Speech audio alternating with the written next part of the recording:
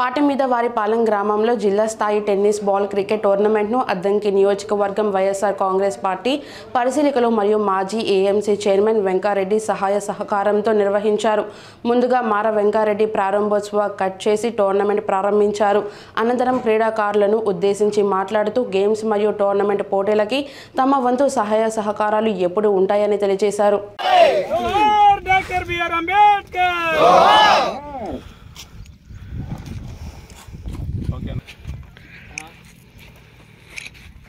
Umpire బాగా జాగ్రత్తగా చేయాలి ముందు.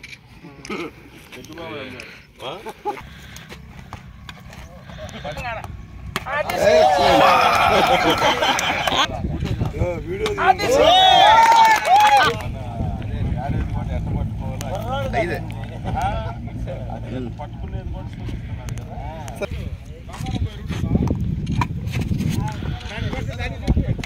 National cricket ఆడున్నాడు.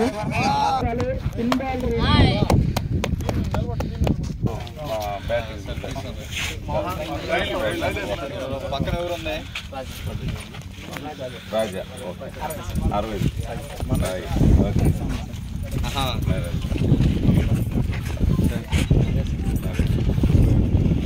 నువ్వు కూడా ఆడుతా ఉంటా?